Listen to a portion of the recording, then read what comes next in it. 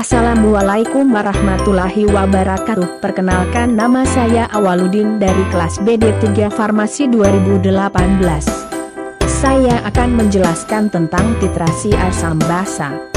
Teori asam basa. Teori Arrhenius. Teori asam dan basa ini dikemukakan oleh Svante August Arrhenius yang merupakan seorang ilmuwan kimia berasal dari Swedia yang lahir pada tanggal 19 Februari 1859 sampai 2 Oktober 1927 silam.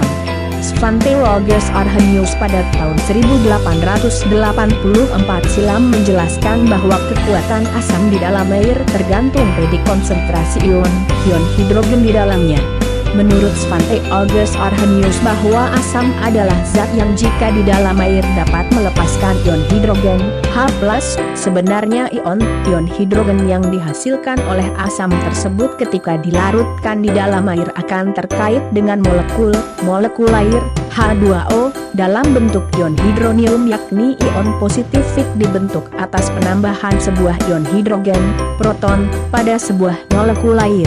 Namun tidak semua senyawa hidrogen itu asam, misalnya etanol yang mempunyai rumus kimia C2H5O. Walaupun di dalam etanol terdapat unsur H, namun etanol bukanlah asam. Kemudian asam berdasarkan kekuatannya menurut Svante August Arrhenius ini terdiri dari asam kuat dan asam lemah. Sedangkan jika dilihat dari jumlah ion H+ yang dilepaskannya maka dibedakan menjadi asam monoprotik, asam diprotik, dan asam triprotik.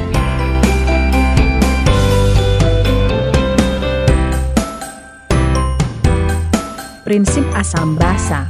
Titrasi adalah suatu proses atau prosedur dalam analisis volumetrik di mana suatu titran atau larutan standar yang telah diketahui konsentrasinya diteteskan melalui bled ke larutan lain yang dapat bereaksi dengannya, belum diketahui konsentrasinya, hingga tercapai titik ekuivalen atau titik akhir.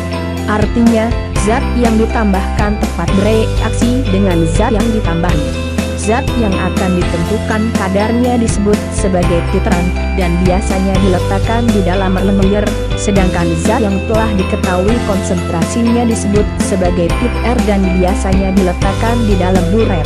Baik titer maupun titran biasanya berupa larutan.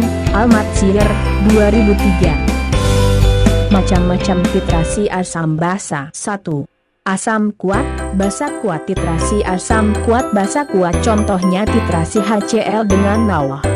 Reaksi yang terjadi adalah sebagai berikut: NaOH, Aki, plus HCl, Aki, NaCl, Aki, plus H2O, L, ion H+ bereaksi dengan OH membentuk H2O sehingga hasil akhir titrasi pada titik ekuivalen pH adalah netral. 2. Asam kuat, basa lemah. Titrasi ini pada akhir titrasi terbentuk garam yang berasal dari asam lemah dan basa kuat.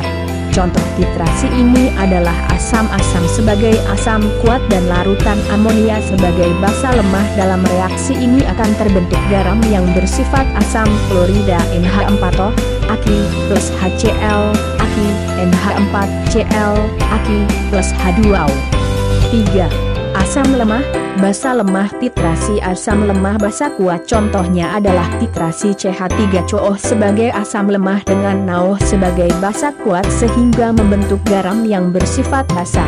Reaksi yang terjadi adalah sebagai berikut: NaOH plus CH3COO, CH3COO Na plus H2O. Titrasi asam basa dapat digunakan untuk mengetahui kadar suatu zat di dalam sampel. Pada contoh berikut kami akan memberikan sebuah contoh aplikasi analisis titrasi asam basa, yaitu untuk menentukan kadar H2SO4 di dalam sampel air Aki.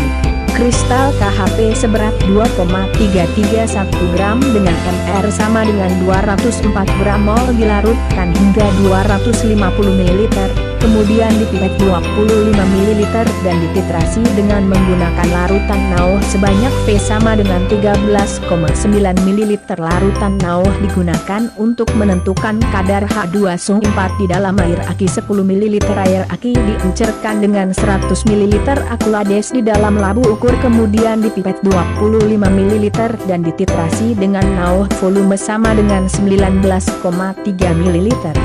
Berapakah kadar H2SO4 di dalam air aki tersebut? Langkah 1 diketahui, WKHP sama dengan 2,331 gram mR sama dengan 204 gram mol V. Larutan sama dengan 250 ml sama dengan 0,25 LV. Titrasi sama dengan 13,9 ml V. Pipet sama dengan 25 ml. Ditanya, MNO? Dijawab, mol KHP sama dengan 2,331 gram sama dengan 0,011 mol mR 204 gram mol.